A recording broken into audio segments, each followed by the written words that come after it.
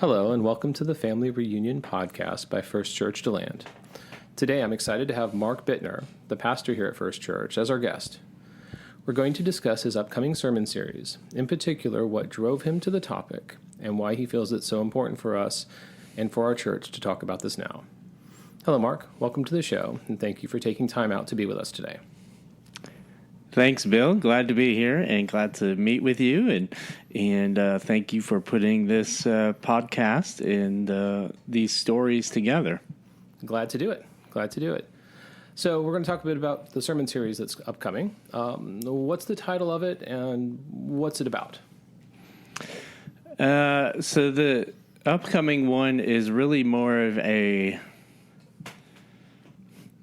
overarching kind of vision I have for church, our church, but also the church in general. It's called Grab an Oar. Okay. And it's kind of a mantra I've had for the last few months, and just God really spoke to me about it. Really talking about, have you ever been on a cruise before? I have, yep. So when you go on a cruise, you go, you get on the boat, you go through all the safety procedures, you get to your room, and they've got a list, right? They've got a list of activities taking place throughout each day for the entire duration of your trip. You get on a cruise and you turn your brain off. You turn your brain off, and you look at the schedule and you're like, okay, I eat this time, I go to the show at this time, I do karaoke at this time, comedy club at this time, and I just kind of fill it in and go, and so I've kind of experienced, at least in Western culture, that a lot of Christians treat church as if you're on a cruise ship, where you're there to be entertained instead of grabbing a deck chair. We want you to grab an oar, and I think it's really about not treating church as a cruise ship, but more as a rowboat where everyone grabs an oar and starts paddling paddling in unison. This isn't about a time where we grab a deck chair and just get entertained, but it's all hands on deck, grab an oar, get involved, and get plugged in. Makes sense. I've certainly experienced that myself coming into, the typical Sunday sermon is you're entertained with some music, you're entertained with some thoughts, and then you walk out the door and lather, rinse, and repeat 7 days later. Yes. I'm actually reminded a little bit of the Quakers. Okay. The Quakers, their service, you come in and whoever feels moved by the Spirit gets up and talks. Mm-hmm. If nobody's moved by the Spirit, they sit around and read their Bible for an amount of time. And someone get moved. Right, exactly. But everybody takes part. There's nobody that's specifically aligned to do that. Mm-hmm. So, well, excellent. So you have a vision for how this would work. What you kind of spoke to what motivated you about this. Yeah, so I guess, just seeing that and seeing, a lot of times just a cultural Christian that just kind of believes it and doesn't take time to live it out. And so we've talked about it in our new member classes and just kind of reiterating at a couple different events or meetings that church isn't meant to be a cruise ship. It's meant to be a rowboat where we're all getting involved, almost like if you've ever watched a crew race, mm-hmm. where they've got someone keeping them kind of rowing together, and when they get off target, when they get off beat even, mm-hmm. They begin to lose speed, lose momentum, drift one way or the other off course. And so it really becomes about working together in unison, but everyone paddling, everyone grabbing an oar. And it reminded me of a passage I opened up here to in First Corinthians, where Paul talks about one body, many parts. And that's what the church is really all about, is coming together as one body, moving in one direction. But we're all many parts. We all have different gifts, different passions, different abilities that God has given us. And it's time we begin working together. And so if you're going to church and you're sitting in a pew and not doing anything else besides that, like you mentioned one day, Sunday you come and listen and get entertained and go home, like it's time to get involved and be a part of that and find a place to get plugged in. So you mentioned in our culture it tends to go this direction, or we tend to have this tendency. Do you know of other cultures where this tends not to be the case? I guess I would say I know I've been I've done several mission trips to Costa Rica, to Mexico, and in other places where we worked with a church in Mexico that people, when they attended church, many of them had walked several miles just to get to church. They have a prayer meeting at 6 a.m. every morning, and then they go to work. And so they go and they pray in a room upstairs that there's no lights in, no air conditioning, and they pray for an hour, crying out to God, praying for their city, praying for their community, praying for their church, and they all get involved and be a part of that. And it's, I'd say there's a lot of different opportunities where God is moving in people and calling them to be involved, whether you have a job or not. Mm-hmm. God is calling you to do something for the kingdom wherever you're placed. That makes sense. It sounds very much more like the early church described in Acts, mm-hmm. where people come together daily and pray and study and work to help others as much as you can. Obviously, everybody has different bandwidth availability. Right, exactly. And everybody has different gifts as well. Yeah, so that's the thing. Like, we even talk about and highlight some of the different ministries that take place, whether you're on staff at a church or whether we have someone that is my favorite one to share, because someone comes in, our traditional services take place in a sanctuary. And so we have someone that comes in and sharpens pencils mm-hmm. each and every week. Their ministry is getting the pews ready or the chairs ready, so they refill the cards, the Connect card or the prayer request card, and they make sure there's new ones replacing ones that were used, and then they sharpen the pencils. So they go through with a pencil sharpener, and just, I believe, every Tuesday morning they come in and sharpen these pencils to make sure they're ready. Like, that's their ministry. That's the ore they grab. They're, retired couple that they found a way to fit in and to a way to get involved in what God is doing. So there's so many different ways, from little things to big things, where we can get involved. And I think sometimes people think, I've got to have this degree or that amount of information or know the scriptures by heart before I get involved. And it really isn't the case. It's from small to big. Wherever your passion is, get involved doing it. That's very cool. I'm impressed with the people who organize things in our church, because organization is not my gift whatsoever. And so the people who can just do this and do it very naturally step in. There are people on finance committee who help the finances go through. And again, organizing something like that, I would be horrifically bad at. But I can do something like this. I'm willing to try things like this. Everybody can do a part. I've seen it play out again and again and again. And there's so many places, there's so many opportunities in our church. We have outreaches everywhere. Mm-hmm. The backpack, packing the backpacks at the beginning of the year. We have the weekend food ministry for the students. There's just so many places that someone can fit in. Yeah. As you were talking about 1 Corinthians, it reminds me of a story related to this that I love from the Old Testament, that Moses has just gotten the people out of the wilderness, and he's happy and things are sort of working okay, and his father-in-law Jethro comes along. And I love that name, Jethro. Yeah, it's great. I picture Jethro Bodine from the show, the Beverly Hillbillies. Yeah. But yeah, Jethro comes along and he's showing off to Jethro how well everything's working, and then it comes the day when people bring their grievances and problems in front of Moses, and he spends the entire day going through all these grievances. And it's hard to remember that there's like hundreds of thousands of people, right, with him. Yeah. And at the end of the day, Moses comes to Jethro. He's like, isn't this awesome? And Jethro looks at him and basically goes, what are you doing? This is horrible.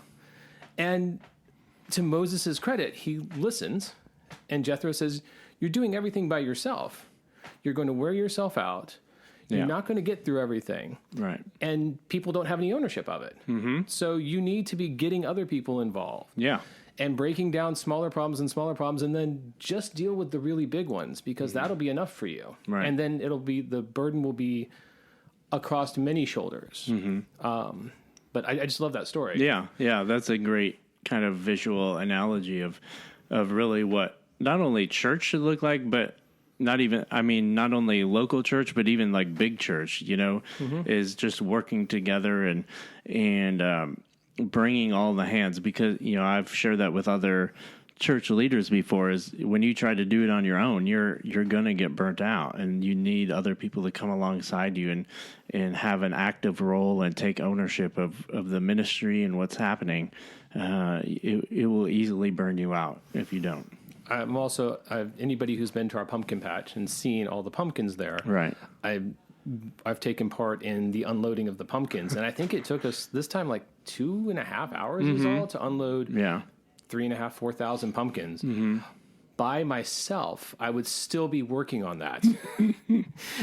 And probably 4 chiropractic appointments later. And yet 2.5 hours, and it was a great time, and it was a lot of fun. Right. And the work was able to get done much easier, much more enjoyably, and then people were able to buy pumpkins and raise funds for the youth and things like that. Yeah. All because there were many people willing to come out to help. Right. Yeah. Well, very cool. Is there are there any other biblical verses that you have that were prompting you to think of this? The many members, one body. That was kind of the main passage. That's in 1 Corinthians 12, and so that was just kind of the main ones. There are certainly other ones throughout, mainly Paul's letters or epistles, that kind of talk about the church body coming together, being the body of Christ.